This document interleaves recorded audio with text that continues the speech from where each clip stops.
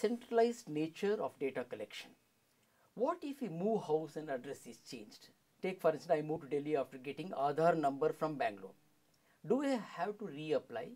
Do you have any mechanism to change address online, or will we have to stand in long queues once again? Yeah, there is no need to do it, thankfully. We have what is called a updation policy, which will facilitate the resident who has a number to change his address or to change his biometrics. Say for example, on transfer you need to change your address, you are welcome to do it. And as I told you that a child grows up and by the age of 15 the fingerprints get stabilized, but we would be providing enrollment number to a youngster too. So he is free to come and provide his biometrics and get it updated. So we have to appear before an enrollment center again. Yes.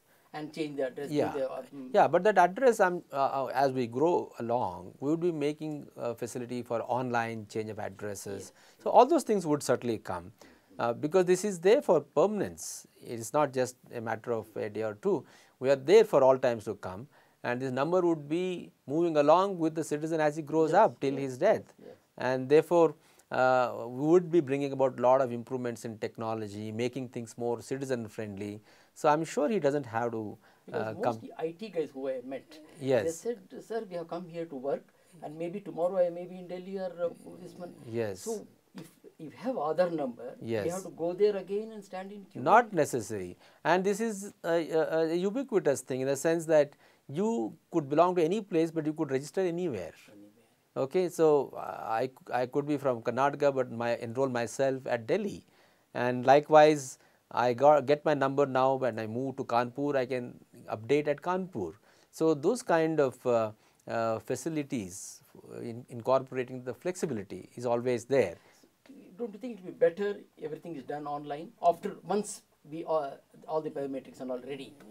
Yes. Any corrections, any change of address, just sit on the computer and change it. Yes, I agree with you, and it is going to be made possible. Okay. We are going to. As I said, even the production of the demographic data itself online is going to be made possible. So therefore, updation will also naturally be made possible. So we don't have to worry about change of address. Yeah, need not worry at all. Need not worry at all. This number is ubiquitous. It is portable. It is universal, and cuts across the state boundaries. So it is the first identity number that is going to be recognized all over the country.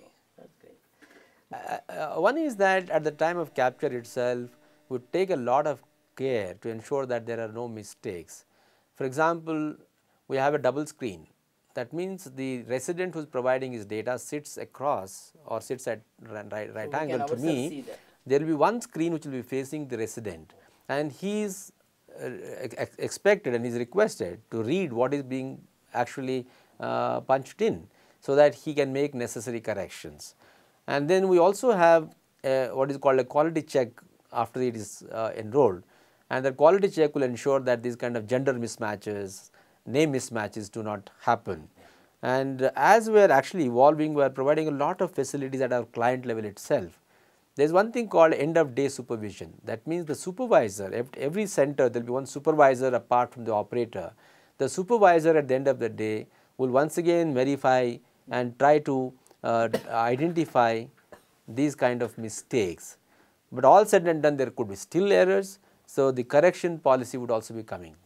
We already have a correction policies. Many a time it happens, you come to the center, you give something, then you realize you have done a mistake. You come back after half an hour, and then you want to make it, you want to get it corrected. You are free to do it. We have what is called, that is a correction policy. The corrected packet comes along the original packet to us, and we incorporate that and produce a right Aadhaar. So we have given a lot of opportunities to the resident to give as accurate a data as possible, and then the updation will take care of further corrections that the resident may like to make. There was one question here I want to ask you. You go there and sit before the people who feed in all the information, operator who feed in all the information. Do we have to fill up a form also? See, there is something called enrollment form. As you enter the enrollment station, they would give you an enrollment form which captures the basic data, okay, like your address, name, etc. and it is that form which is given to the operator. It is that form which is also verified by the verifier. We have someone called verifier. There is an operator who actually captures the data, there is a supervisor who supervises the ongoing transactions, and there is a verifier who is normally a government servant or a retired government servant or somebody who has been authorized by the government, who will verify whatever data you have given against the documents that you publish as a proof of identity and address. So we have to fill a form. Yes, it is necessary to fill up form. Can we download from computer and take it, fill it and take it? Yes, you can do it, but then what happens is each registrar, whether the bank or a state government, also have something called a KYR plus. That means they are asking for additional information relating to the services. That may not be available.